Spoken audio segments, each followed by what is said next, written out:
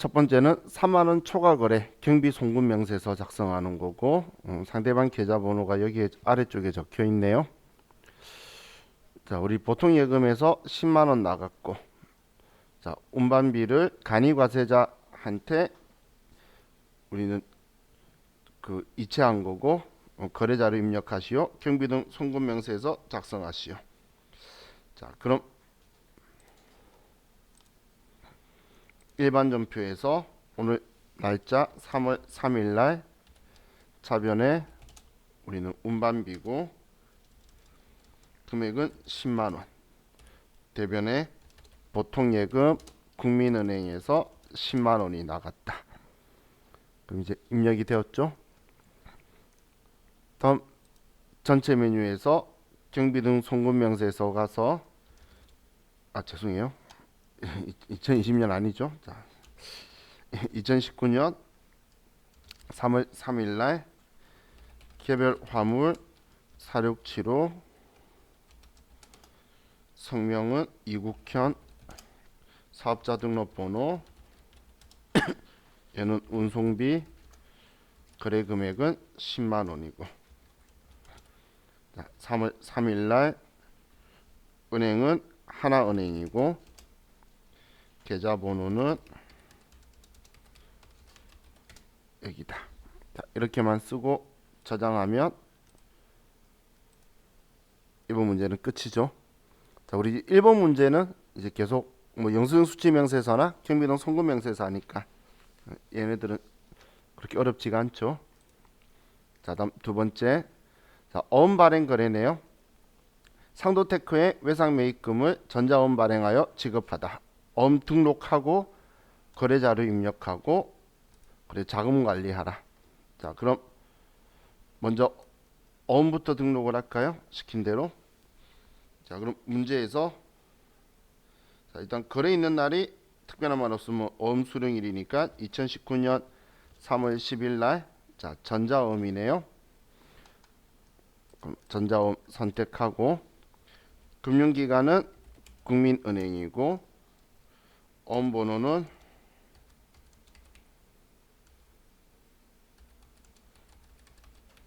자, 한매다라고 해서 등록을 하고 자, 그리고 이제 거래자를 입력할 거니까 자, 날짜 3월 10일 날 자, 우리는 외상 매입금 갖기 위해서 어음 발행한 거니까 우리 차변에 외상 매입금 상도테크 800만 원. 대변에 지급어음 상도테크 800만 원이고 이 지급어음에 자금 관리에 가서 방금 등록한 어음을 선택해주고 발행은 3월 10일 만기는 2019년 9월 10일이다. 이렇게만 써주면 자, 이번 문제도 끝이죠. 자, 다음 두 번째. 자, 유가증권 매각이네요. 자, 2천만 원 받았어요. 3월 15일 날. 자, 3월 15일 당사가 보유 중인 매도 가능 증권을 다음과 같은 조건으로 처분하였다. 2018년 말 기말 평가는 기업회계 기준에 따라 적절하게 처리하였다. 자, 지금 여러분들이 정확하게 캐치해야 될 게 매도 가능 증권이라는 거죠. 매도 가능 증권은 지금 우리가 처분 팔았는데 사온 게 2,100만 원이면 지금 2천만 원에 팔았으니까 이 금액에 팔았으니까 100만 원 손해다라고 나와야 돼요. 자, 그런데 우리는 지금 장부에 2,600만 원짜리다라고 매도 가능 증권이 적혀 있겠죠. 정기 말에 매도 가능 증권을 2,100만 원짜리를 2,600으로 올려뒀을 거예요. 그럼 우리가 얘를 처분하게 되면 우리 3월 15일 날 대변에 매도 가능 증권 2,600만 원 맞춰둔 거 얘부터 지우고 그리고 차변에 매도 가능 증권 평가 손실 500만 원을 지워줘야 되겠죠.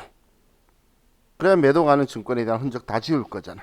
우린 처분하게 되면 얘랑 관계된 계정 전부 다 지울 건데 이걸 먼저 지워야 되죠. 지금 왜 이렇게 두 개 죄송해요. 평가 손실 아니죠. 매도 가는 증권 평가 이익이죠. 실하시 너무 인상 쓰지 말고 빨리 말해줘야지. 정신 차리라고 나한테. 그죠? 평가 이익이다라고 이제 지워줘야 되겠죠. 자, 이렇게 해야 이제 장부에 있는 흔적이 다 지워졌어요. 그럼 이제 내가 돈 받는 거 차변에 보통 예금 국민은행으로 2천만 원이 들어왔죠.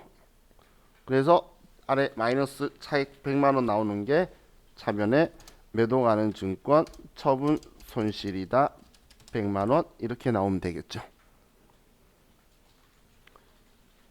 결과는 항상 정해져 있는 거라 그랬어요. 매도 가는 증권은 취득원가와 우리 처분한 가격의 차이가 처분 손익으로 나올 거예요.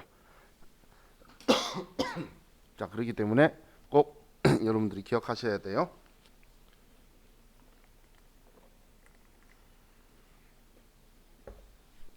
자, 이런 문제를 잘 풀려고 그렇게 하는 경향도 있지만 그 말고도 이렇게 일반 전표 입력했을 때에 우리가 실수했는지 내가 실수할 수도 있잖아.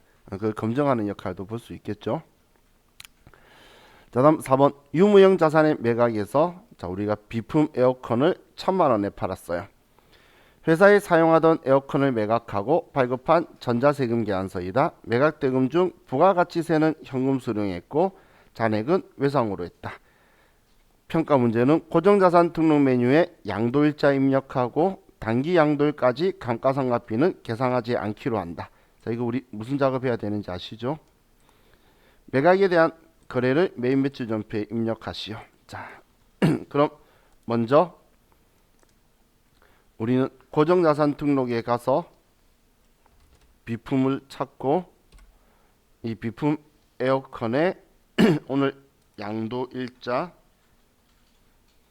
2019년 3월 20일을 써주고 날짜를 쓰고 그리고 단기 회사 계상 상각은 안 할 거라 그랬으니까 사용자 수정 버튼 눌러서 0으로 바꿔주고 자, 그럼 우리는 여기에서 이 사용할 금액이 지금 여기에 적혀있는 기초가액 취득원가와 감가상각 누계 1,750만 원을 쓸 거예요. 자, 그럼 이제 메인 매출 전표로 가서 자, 빨간색 세금계산서 날짜가 3월 20일이고 우린 빨간색 세금계산서 11번 매출과세 비품 에어컨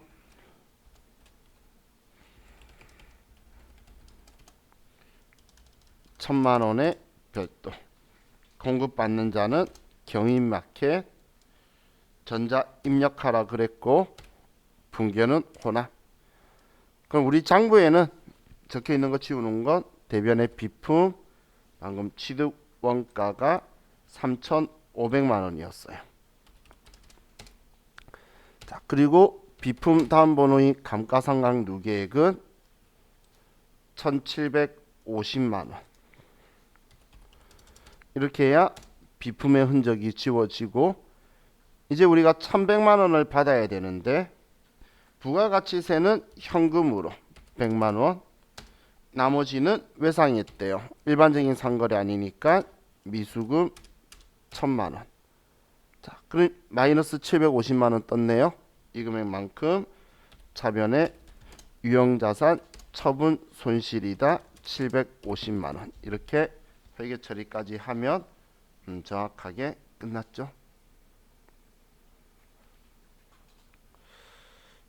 자, 다음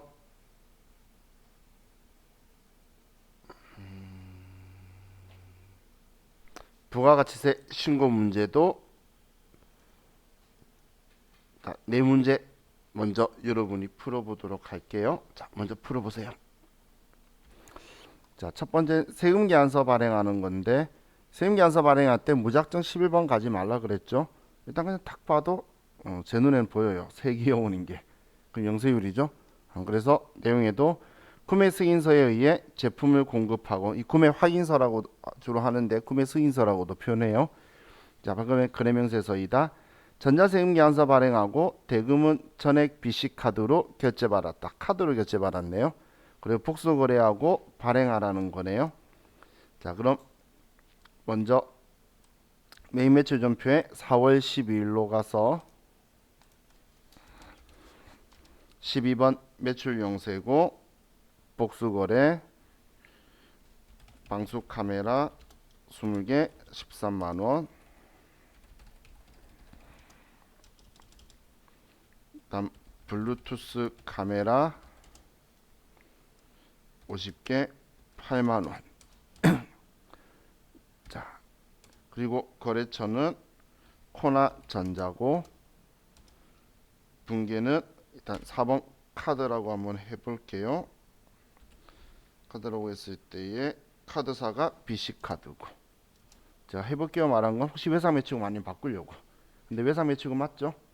그러면 이렇게 끝내면 이제 분계는 전표는 끝났죠. 자, 그럼 저는 발송은 그냥 한 번에 할게요. 수정세금계산서 하고. 자, 그럼 다음 두 번째. 자, 액션캠이 있는데 4월 30일 주식회사 음성캠에 15분의 3 데이팅 15일 이내 갚으면 3% 깎아줄게. 이렇게 해서 결제 조건으로 제품을 공급하고 발급한 전자세금 계산서이다. 5월 10일 상호 합의에 따라 이미 납품한 품목의 납품 단가를 3% 할인하기로 하고 결정하였다. 결제대금 입금에 대한 회계 처리는 생략한다. 자, 그럼 지금 얘는 할인하는 거는 공급가입 변동이라는 우리 그 수정세금계산서 발급 사유가 되죠. 자, 그럼 매출 할인에 대해서 우리 수정세금계산서 발급 전송하래요. 그럼 원거래 날짜 4월 30일로 가서, 자, 기존에 있던 거 클릭하고 수정세금계산서 공급가입 변동이고, 그리고 확인. 자, 그럼 지금 공급가입 변동이 일어난 날은 5월 10일이고 매출 할인인데 20개에서 지금 15만원에 3%를 하면 한 개당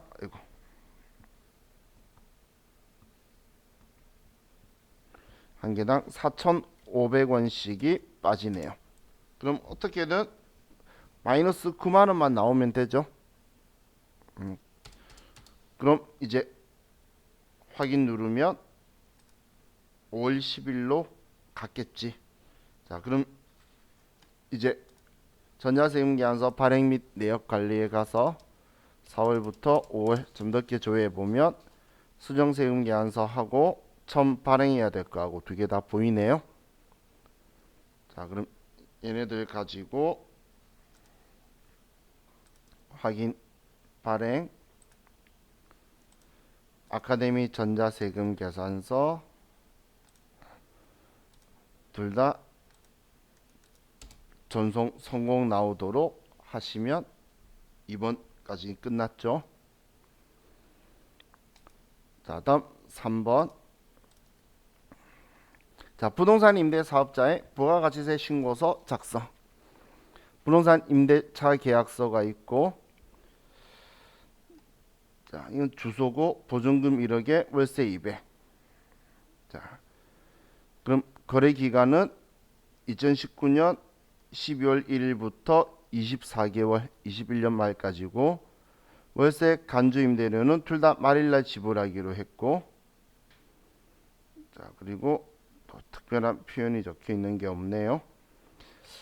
자, 그럼 삼성유통한테 임대를 했는데, 자, 임대료 12월 31일께 있고, 자료 1은 부동산 임대계약서, 2번은 12월분 임대료를 구민원의 보통예금 계좌로 입금받고 우리 발급한 전자세금계산서, 자료 3은 간주 임대료에 대한 부가가치세는 임차인이 부담하기로 하였으며 임차인이 부담하네요. 그리고 12월 31일 간주 임대료에 대한 부가가치세가 구민은행 보통예금 계좌로 입금되었다. 그럼 우린 세무가 원가 처리할 게 아니라 간주 임대료 처리할 때 보통예금 돈 들어온 걸로 회계 처리하면 되겠네요. 자, 그럼 임대료 매입 매출 전표 입력하고 부동산 임대 공고가입 명세서 작성해서 간주 임대료 매입 매출 전표에 14건별로 하고 부가세 신고서에 반영된 거 보는 거. 얘가 뭐 기본 틀이죠. 자, 그럼 먼저 세금계산서 보고, 자, 날짜 12월 31일 날 11번 매출과세고 임대료 금액 200만 원의 별도 거래처는 삼성유통이고, 자, 전자 입력으로 처리하고, 자, 분계는 혼합. 자, 이번에 특별한 말 안 적혀 있으면 우리는 부동산 임대업을 하는 회사니까 우리는 400번대의 임대료 수입으로 꼭 처리하라고 했죠. 그리고 자변에 보통 예금으로 220만 원 국민은행으로 들어왔다. 자, 이제 월세 첫 번째 거 처리했고, 자, 두 번째 부동산 임대 공급가입 명세서로 가서, 자, 10월부터 12월 삼성유통이고, 자, 임대차 계약서 보면 13층 1302호 동은 모르겠고 면적은 95제곱미터 사무실. 자, 2019년 12월 1일부터 2021년 11월 30일까지 보증금 1억에 월세 200만 원.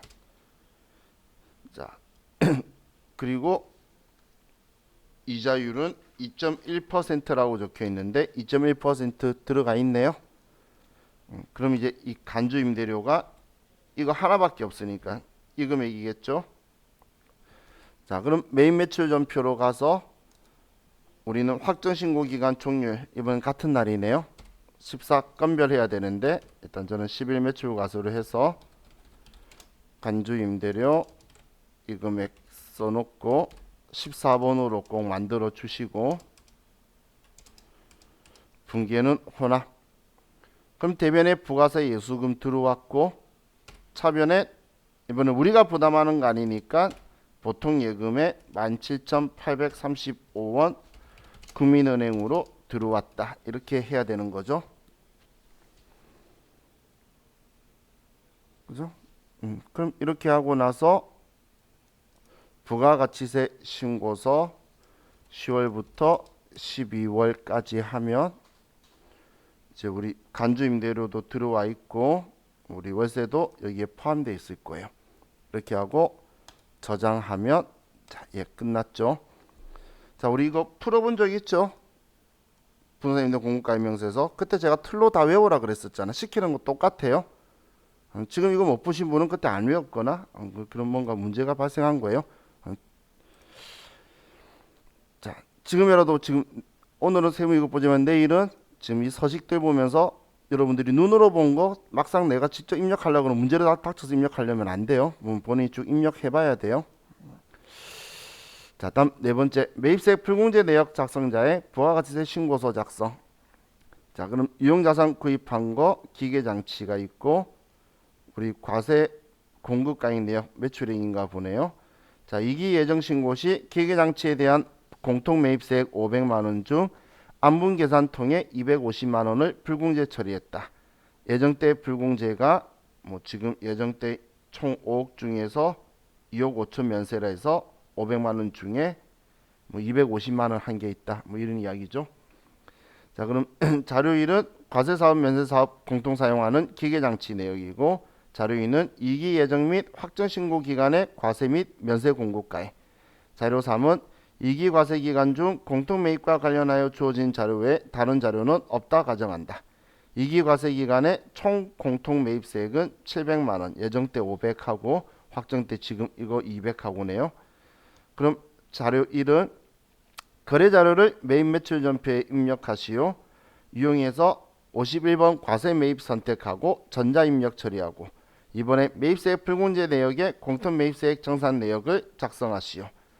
공통 매입세액의 정산 내역에 대한 회계 처리를 12월 31일자로 일반 전표에 입력하시오. 자, 그럼 먼저 이거부터 10월 15일 날 매입 매출 전표에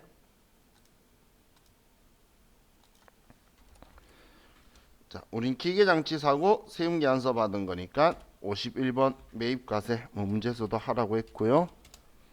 자, 기계장치 2천만 원, 공급자는 한국아이콘. 자, 전자 세금계산서고 분계는 혼합, 기계장치 외상했다 적혀 있으니까 미지급금이다. 자, 문제에서 51번 과세 매입하라 그랬으니까, 자, 그럼 매입세액을 전부 다 이렇게 공제 받았다는 거예요. 부가세 대급금으로. 자, 다음 우리는 매입세액 불공제 내역에 가서, 자, 지금 우리 이제 2기 확정 신고 기간에 10월부터 12월에 정산 탭을 입력해야 되는 거죠. 그럼 계산식은 1번. 그럼 총 공통 매입세액은 얼마를 써야 되죠? 700만 원이죠. 예정 거 확정 거 합쳐서 지금 예정 때 거 500, 확정 때 거 500 적혀 있고, 그럼 면세 공급가액은 예정 확정 거 합치면 2억 5천에 5천만 원 하면 3억이고, 총 공급가액은 전부 다 합치니까 10억이네요. 그래서 30%라서 210만 원 불공제 이번 과세 기간 해야 되는데 예정 때 250만 원으로 많이 했네. 그래서 40만 원을 도로 돌려주겠대요. 지금 왜 도로 돌려준다고 나왔냐면, 예정 때는 봤더니 면세 비율이 과세랑 똑같이 50%는 했는데 확정 때 보니까 면세품 판 게 거의 없어요. 그죠? 10%밖에 안 되잖아. 그렇기 때문에 면세 비율이 줄었죠. 그래서 과세기간꼴로 계산하니까 이때는 50%라고 봤는데 10% 되어서 합치니까 30%밖에 안 되는 거예요.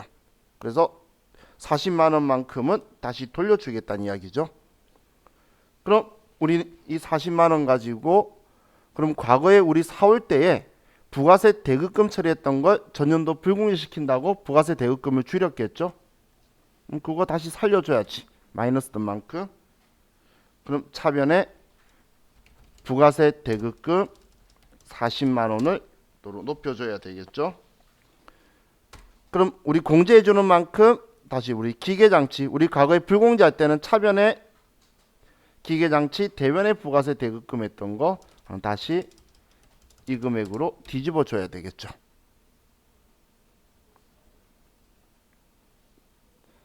자, 그래서 우리 항상 이 분계할 때 사올 때 어떻게 했는지, 장부에 어떻게 처리했는지 생각해서 지금 현재 부가세 대급금을 늘려줄 거다, 줄여줄 거다, 이런 생각하셔야 돼요. 지금처럼 다시 공제해 줄게 마이너스가 나오게 되면, 얘는 지금 마이너스 나온 거는 불공제되는 게 오히려 늘어난 거죠. 아니, 줄어든 거죠. 불공제되는 게. 그래서 공제해 주겠다는 거니까 부가세 대급금이 40만 원 늘어나는 거고, 그럼 지금 예정 때도 그렇고 확정 때도 그렇고 전부 다 기계장치 산 거잖아. 그렇기 때문에 우리 기계장치 취득 가격에서 줄여준 거예요. 왜냐하면 이때 예정 신고 때에 차변의 기계장치, 대변의 부가세 대급금이라고 처리해뒀거든. 250만 원을 다 불공제라고 이제 처리를 해뒀던 걸 다시 공제되는 만큼을 일부 뒤집은 거예요. 자, 우리 이제 쉬었다가 우리 계산 문제도 풀도록 할게요. 쉬었다 합시다. 자, 첫 번째는 결산일 현재 정기예금에 대한 내용이다. 경과분 단기분 경과이자를 인식하고자 한다. 그럼 정기예금에 대한 이자를 인식할 거니까 이자 수익을 인식할 거라는 거죠. 그럼 발생일이 우리 5월 16일이고 우리 월화 계산하는데 1월 미만은 5월 6일인데 1월로 하라 그랬으니까 5, 6, 7, 8, 9, 10, 11, 12 8달을 올해 이자를 인식하라는 거죠. 그럼 우리는 이자 수익을 인식을 할 건데 일반전표 그대로 12월 31일 날 대변의 이자 수익인데, 이자 수익으로 인식할 금액은 5천만 원에 이자율 3%, 그리고 오늘이 방금 8달이었죠. 8달 나누기 12 하면 딱 100만 원 나오네요. 그죠? 그럼 이 100만 원만큼 이자 수익 인식하고 우리는 아직 이자 못 받았으니까 차변에 미수 수익이다라고 100만 원 써주면 되겠죠. 자, 여러분들 나중에 답안지 보면 50만 원 적혀 있는 거 있어요. 그것도 또 저는 개인적으로 딴지 걸었다고 생각해요. 이게 기간이 2년이라서 2년 이자가 3% 아니냐라고 누가 이야기했다는데, 자 우리만은 그러지 맙시다. 우리 특별한 거 없으면 이자율은 연이자율이에요. 그렇게 생각하셔야지 나중에 어음 할인이 하고 할 때도, 그럼 어음이 2년짜리면 그 이자율이 할인율 그 이자를 2년 이자로 계산하는 그런 이상한 행동하면 안 되겠죠. 사채업자 있죠. 우리 개인적으로 돈 빌리는 사채업자, 그 이상한 놈들만 월 이자고, 걔네들은 진짜 이상한 놈들이에요. 2% 이자래. 그랬더니 연 24%인 그런 놈들이에요. 근데 우리 그런 이상한 거 빼고는 그냥 연 이자율이라고 보시면 돼요. 만약에 2년으로 하면 그래도 이야기하세요. 이재기 신청 어떻게 하자라고 제가 알려드릴 테니까. 그렇게 한 적이 있으니까 50만 원 해가지고 또는이라고 해주는 건 누군가 이재기 신청해서 말해서 그런 거예요. 자, 이제 자동계산 문제 보면 자 재고 실산에 여기 있는데, 실제 실사한 게뭐 곱한 금액들이 다 적혀 있네요. 근데 상품에는 12월 20일 수탁자에게 인도하였으나 미판매 중인 적성품 1,000만 원이 포함되어 있지 않다. 그러면 지금 수탁자가 판매하지 않은 거는 아직 우리 재고 자산이죠. 근데 포함 안 되어 있으니까 1,000만 원 더해서 상품은 5천만 원으로 쓸 거예요. 다음 주 2번 제품은 기말 제품 재고에는 12월 28일 조건부 판매 후 구입 의사를 표시하지 않은 시송품 500만 원이 포함되어 있다. 그럼 구입 의사 아직 표시 안 했으면 내 거죠. 그럼 포함되어 있으면 되는 거니까, 되어 있다 했으니까 6천만 원 그대로 쓰면 되겠네요. 그럼 기말 상품에만 5천만 원, 나머지 원재료 제품은 3천, 6천 이렇게 그대로 써서, 이건 기말 재고 자산은 자동 계산할 수밖에 없죠. 그러면 여기에서 기말 상품 재고액은 1,000만 원 더해서 5천만 원 쓰고, 다음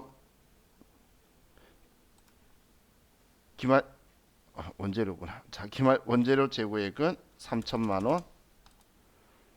다음 기말 제품 재고액에는 6천만 원 이렇게 쓰고 전표 추가를 해주면 되겠죠. 이렇게 하면 자, 우리 자동계산 문제도 끝났고, 자 근로소득 문제 3개 있는 거, 이것도 여러분들이 해봅시다. 자 실수 최대한 하지 마시고 그렇게 해서 한번 해보세요. 자 3개 먼저 풀어볼게요. 그럼 첫 번째는 주민등록등본이나 가족관계증명서에 의한 사원등록인데, 이번에 2개 다 있네요. 등본에는, 주민등록등본에는 본인하고 어머니가 있고, 가족관계증명서에는 뭐 여기도 어머니는 있고, 배우자도 있고, 김장남 자녀도 있네요. 자 그럼 자료인은 부장 김철수 주민등록표고, 어머니 김윤순자는 양도소득 금액이 300만 원 있어요. 어이구 100만 원 넘으셨네. 그래서 기모문제는 안 되시겠네요. 자 자료인은 김철수의 가족관계 증명서이다. 배우자 김지영은 소득 없으며 김철수와 별거 중이다. 배우자는 같이 살든 말든 상관없다라고 했죠. 그리고 자녀 김장남은 배우자와 함께 거주하고 있으며 소득이 없다. 그러면 뭐 자녀는 동거 유무 안 따지니까 그럼 둘 다 뭐 생계는 상관없고 소득 없죠. 지금 99년도 문제라서 딱 20살이에요. 그럼 다 기본문제 대상이 되고, 어머니만 소득 금액 때문에 기본문제 대상이 안 되겠네요. 그죠? 자 그럼 사원 등록에 가서 김철수 사원에 자 본인 뭐 특이점 없고 가족관계 증명서 순서대로 쓰면, 어머니는 소득 금액 때문에 기본문제 대상 안 되시니까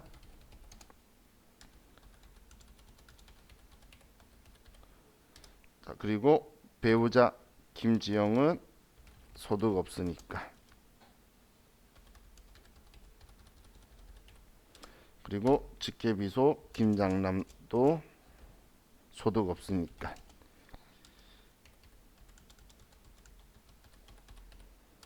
자 이렇게 하면 자, 끝났죠? 자, 다음 두 번째 급여 명세서에 의한 급여 자료. 자, 수당공제 등록 자료가 있는데 식대는 매월 고정적으로 지급하고 있으며 회사에서 별도의 음식물을 제공하고 있지 않다. 그럼 비과세라는 거고, 자가운전 보조금은 본인과 배우자 공동명의 차량으로 회사 업무에 사용하고 있으며 회사의 지급 규정에 의하여 지급받고 있다. 공동명의면 내 명의가 본인 명의만 들어가 있으면 된다라고 했죠. 그래서 되고 비과세 되고, 일직료는 일직 근무자에게 일괄적으로 지급한다. 일직료는 뭐 한도 없이 비과세 되는 거고, 연구보조비 당사는 중소기업으로서 기업부설연구소 직원들에게 매월 고정적으로 연구보조비를 지급하고 있다. 얘도 20만원 비과세 되겠네요. 자, 그럼 자료 1, 2는 당사 부설연구소 연구원 김찬중의 5일분 급여 자료 및 수당공제 등록 내역이다. 급여의 미지급일은 지급일은 매월 25일. 전월 미환급세액 11만원인데 지방소득세 만원이 포함되어 있어요. 그럼 만원 빼고 10만원만 써줘야 되겠죠. 자, 그리고 4번에 사회보험료와 소득세 및 지방소득세는 자동 계산된 금액. 자, 그럼 수당공제 등록하고 1번 급여 원천징수 이행사항 신고서. 급여 자료 입력 가서 자, 수당공제로 가고, 자, 먼저 식대는 비과세고, 전부 다 비과세였죠. 자가운전 보조금도 비과세고, 다음 일직료도 비과세고, 다음 연구보조비도 비과세고. 자, 이렇게 하면 자, 기본정보 입력이 수당 등록이 끝났고, 자, 그럼 급여는 5월달 급여고 지급일은 매월 25일이에요. 자, 그리고 직원이 지금 김찬중 사원 거.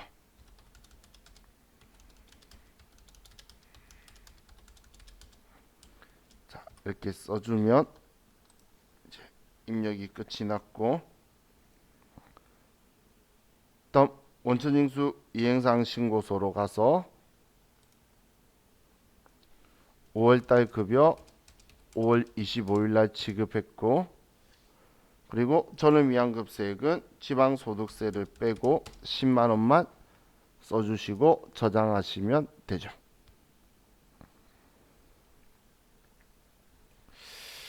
자, 이렇게 하면 두 번째 문제 끝냈고, 자, 세 번째 문제 볼게요. 자, 국세청 연말정산 간소화 및 이외의 자료를 기준으로 연말정산. 자, 사무직 직원 김대원의 국세청 자료 및 기타 증빙 자료, 사원 등록의 부양가족 현황은 사전에 입력되어 있다. 부양가족은 김대원과 생계를 같이 한다. 자녀 김효진의 교복 구입비는 김대원의 국민카드 사용액에 포함되어 있다. 얘가 중고등학생이라면 중고등학생 교복비는 이중공제되죠. 그럼 포함되어 있어도 상관없겠네요. 자, 배우자 박미진은 사업소득 금액이 1200만원 있다. 얘는 참고해야 될 거고, 박은미는 김대원의 처제이며 별도의 소득이 없다. 자, 그럼 이런 정보인데, 자, 지금 부양가족 현황 등록되어 있는 거에서 배우자만 사업소득 금액 때문에 기본공제 안 되고, 봤더니 뭐 처제라고 말한 박은미는 장애가 있네요. 그죠? 그래서 기본공제 대상이 되어 있네요. 그리고 김효진 02년이면 나이가 17살이니까 뭐 이중공제되는, 지금 중고등학생이니까 초등학생이거나 유치원이면 안 돼서 제가 나이 이야기했던 거예요. 그죠? 자, 그럼 첫 번째 김대원 본인의 신용카드 문제없이 다 되겠죠? 다 신용카드고, 신용카드, 전통시장, 대중교통. 자, 그럼 바로 써보면, 자, 김대원 본인 가지고 신용카드에 1,700만원, 전통시장 200만원, 대중교통 100만원. 자, 다음 두 번째 박은미가 있네요. 자, 박은미는 그렇죠. 형제자매죠. 형제자매 카드는 안 되니까 현금 영수증은 쓰면 안 되겠네요. 그죠? 다음 의료비가 있네요. 자, 의료비에 박구경 아버지의 의료비 그냥 특별한 거 없이 320만 원이니까 의료비에 가서 아버지 박구경 금액 320만 원. 다음 또 의료비가 있네요. 박은미 방금 처제인데 뭐 의료비는 신경 쓰는 거 없으니까 장애인으로 180만 원 되겠네요. 자, 박은미 180만 원. 자, 그 시험 나중에 여러분들 뭐 답안지 못 돼? 예, 뭐 기타라고 적혀 있는 것도 정답이다라고 해준다라고 되어 있는데 누가 또 이상한 이제 신청했나 봐요. 이 회차 좀 이상한 사람들이 많았나 봐. 국세청이라고 아래쪽 마크 없다고 국세청 자료 아닌 거 아니냐라고 그렇게 해가지고 이거 기타도 맞음 적혀 있는 거니까 답안지 보시고 그 신경 쓰지 마세요. 기타 자료인데 해주는 건 소득세 시행규칙 서식이라서 시행규칙 서식 몇 년 버전이라고 위에 적혀 있는 서식이 나와야 되는 거예요. 그거 아니면 이런 종이 만약에 얘가 국세청 자료 아니고 시행규칙 아니면 그냥 안 해주는 거예요. 그럼 아예 안 썼어야지. 이거 기타 자료냐라고 말한 거는 조금 이상한 딴지인 거죠. 그래서 이런 그림은 국세청 자료밖에 없어요. 그것 때문에 기타도 맞음이라고 적어준 거니까 이거 할 때 기타 쓴 것도 누군가가 그런 식으로 딴지 걸었으니까 적어놨겠죠. 그러니까 우리는 신경 쓰지 말자는 거예요. 자, 다음 교육비에서 김효진. 자, 17살 일반 교육비 20만 원, 현장 체험 학습비가 50만 원이네요. 교육비 200만 원하고 50만 원 얘는 30만 원만 되겠죠. 그죠? 그럼 소득공제에 가서 김효진의 자, 교육비에 가서 2번 초중고 누르고 자, 국세청에 더블 클릭하면 제 창이 뜨죠. 여기에서 초중고 교육비 200만 원, 체험학습비 30만 원. 이렇게 해서 확인.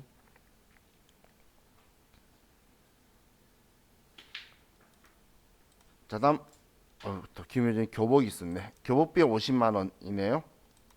그러면 다시 더블 클릭해서 교복비 지금 70인데 50만 원만 되는 거죠.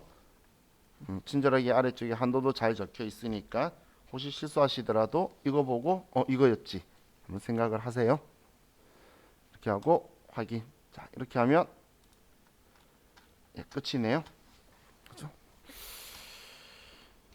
자, 이제 우리 이론 문제 봅시다.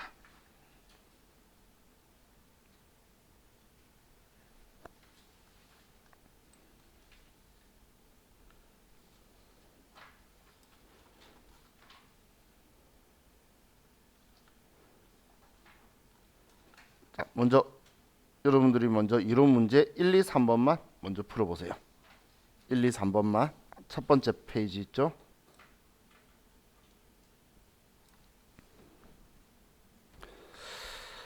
자, 다음 설명과 관련된 회계정보의 질적 특성은 자, 상장법인인 주식회사항공은 1분기 손익계산서를 기한 내에 공시하지 않았다.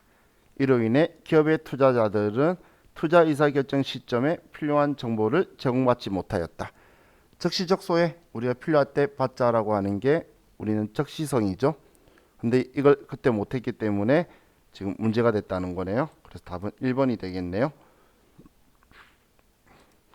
자, 다음 2번. 다음 중 무형자산으로 회계 처리해야 하는 거래는 자, 1번 프로젝트 초기 연구 단계에서 연구비를 지출하였다. 초기 연구비는 그냥 우리 연구비 혹은 경상 연구비 비용 처리하는 거죠. 그 다음에 개발 단계에 있으면 경상연구 개발비라고 비용 처리하는 거고 자산인식 요건이 완전히 충족될 때 무형자산 가는 거예요. 그래서 1번 틀렸고 2번 다른 회사와 합병하면서 영업권을 취득하였다. 우리가 합병하면서 이 회사의 순자산보다 돈을 더 많이 주면 그걸 영업권 권리금으로 인식한다라는 거죠. 기억나시나요? 이거 했던 거? A라는 회사를 합병하는데 회사의 자산이 1억이고 부채가 2천이었어요. 그러면 8천만 원 주고 살 수 있는 걸 우리가 1억 5천 주면 7천만 원 인정해 주는 거. 그 영업권이라는 우리 무형자산으로 인식하는 경우죠. 이게 외부 구입이죠. 영업권에. 그래서 2번은 맞고 다음 3번 조직 개편으로 인한 부서별 명패 교환 비용으로 현금 지출하였다. 이걸 무형자산으로 처리할 그게 상상이 되나요? 완전 만약에 이게 무형자산 한다고 생각한다면 도대체 뭘로 할까? 그게 궁금해요. 왜냐면 비용 처리할 때는 그냥 저 같으면 소모품비 처리할 건데 명패 바꾸는 거니까. 4번에 재경팀 직원에게 회계 교육 실시하고 강사료 지급했대요. 이건 교육훈련비죠. 그렇기 때문에 답은 2번이네요.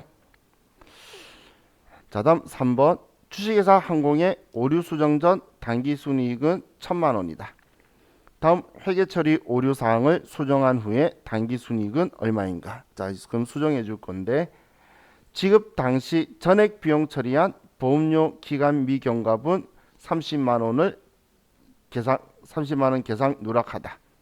그럼 전액 비용 처리했던 건데 기간 미경과분이라는 건 내년 거라서 12월 31일 날 경과되지 않은 건 내년 거라서 비용을 취소해야 되는데 얘를 누락했던 거예요. 그럼 얘를 수정하면은 비용이 취소되게 되니까 30만 원만큼 이익은 늘어나게 되겠죠. 이해가시나요? 비용 취소하면 이익은 늘어나겠죠. 그리고 30만 원 이익이 늘어날 건데 두 번째 차입금에 대한 발생이자 미지급분 20만 원을 계상을 누락하다. 그럼 차입금 빌려온 돈에 대한 올해 발생한 이자 20만 원을 누락했으면 차입금이 그냥 이자 비용이죠. 비용 20만 원만큼 더 인식하면 이익은 20만 원 줄어들겠네요. 그럼 결론적으로 30만 원 늘어나고 20만 원 줄어들면 10만 원 늘어날 거란 이야기죠. 그래서 1,010만 원이 되게 되겠죠. 그렇죠? 자, 다음 문제, 다음 페이지 우리 4번, 5번 이 두 개만 먼저 풀어봅시다. 또.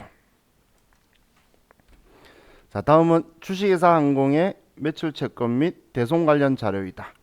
2020년도 손익계산서에 계상될 대손상각비 합계액은 얼마인가? 자, 그럼 19년 말 매출 채권 잔액 필요 없네. 자, 먼저 19년 말 대손충당금 잔액이 올해 기초 대손충당금 잔액이죠. 그죠? 전기 말이 단기 기초잖아. 그럼 대손충당금이 60만 원 있네요. 자, 60만 원 있는데 19년에 상각될 매출 채권 중 상각된 매출 채권 중에 20년에 회수된 금액이 50만 원이다. 이건 무슨 말이죠? 지금 이 표현이 19년도에 대손 당한 것 중에서 지금 올해 회수한 게 50만 원이다. 그 이야기죠. 그럼 지금 기초가 60만 원인데 그런데 지금 우리가 단기에 회수를 해서 대손충당금이 50만 원이 늘어난 거예요. 그죠? 다음 2020년 중 회수불능으로 대손 처리된 매출 채권 금액은 80만 원. 그러면 80만 원만큼 줄어든 거죠. 그럼 우리의 기말 대손충당금 잔액은 얼마가 되죠? 110에 80 빼면 110에 80 빼면 30만 원이죠. 그래서 얘는 일단 30만 원이 되네요. 자, 이해가셨죠? 그럼 기말 대손충당금 잔액이 30만 원인데 2020년 말 매출 채권 잔액이 7,500만 원이래요. 근데 매출 채권 기말 잔액의 2%에 대해서 대손을 추정한대요. 그럼 3,500만 원에 2% 하면 그러면 70만 원이네요. 그럼 70만 원 설정할 건데 잔액이 30만 원 있으면 40만 원을 보충하겠죠. 이때 보충하면서 대손상각비라고 비용 처리하겠죠. 물어본 건 대손상각비 합계 물어봤으니까 기중에는 썼는지 안 썼는지 모르겠어요. 그렇지만 만약에 이 일이 먼저 일어났다 하더라도 똑같이 40만 원이 되죠. 회수를 먼저 했던 대손 당하는 게 먼저든 똑같이 대손상각비는 40만 원이에요. 자 보세요. 먼저 회수를 먼저 했으면 110만 원인데 80 썼으니까 잔액이 30 남죠. 70 할 거라서 40만 원 대손상각비라고 쓰는데 만약에 대손을 먼저 당했어요. 그럼 80만 원이니까 모질해서 20만 원 대손상각비라고 하겠죠. 그리고 50만 원 받았으니까 대손 충당금이 50만 원일 거잖아. 그럼 보충을 70만 원 썼잖아요. 그러니까 보충 20만 원만 하니까 기말에 대손상각비 20만 원 한 거랑 기중에 이때 20만 원 대손상각비 한 거랑 똑같잖아. 그래서 먼저 일어났다면 그런 생각하고 있을 필요 없는 거예요. 결론은 대손상각비 처리한 거는 40만 원인 건 똑같은 거죠. 대손이 먼저 당했던 회수를 먼저 했던 그런 거 신경 쓸 필요 없어요. 자 다음 5번. 다음은 주식회사 항공의 상품 관련 자료이다. 이를 통해 2020년도 매출 원가를 계산하면 재고자산 평가 손실은 정상적인 것이다. 그럼 19년도 전년도에 기초 매입 있는데 지금 물어본 건 2020년도 매출 원가니까 자 그럼 20년도에 지금 정보가 기초 매입 그리고 기말이 있는데 이건 자 저가법 알고 있는지 물어본 거네요. 평가 손실이 다 정상적인 거면 전기에 이 금액 가지고 했을 거고 단기 것도 얘 봤더니 얘 금액이 낮죠. 시도원가와 순실현 가능액 중에서 낮은 거 쓰는 게 우리 저가법이죠. 그럼 기초가 얼마가 돼요? 올해 전기 기말 150만 원으로 잡았을 거니까 150이죠. 그럼 150, 800 합치면 700 합치면 850인데 200만 원이 기말이면 매출 원가는 650이겠네. 방금 저 했던 말 무슨 말인지 이해 갔나요? 자, 승영 씨 이해 갔어요? 이해 안 가면 화면으로 저한테 사인을 보내줘야 돼요. 우리 T 계정하면 기초, 매입, 차변이 그리고 대변이 기말 매출 원가잖아요. 그래서 얘가 150이다라고 알았으니까 둘이 합치면 850이고 기말이 200이면 매출 원가는 650이겠지. 제가 그렇게 표현한 거예요. 그렇죠? 자, 우리 그냥 오늘은 여기까지만 하고 봅시다. 자,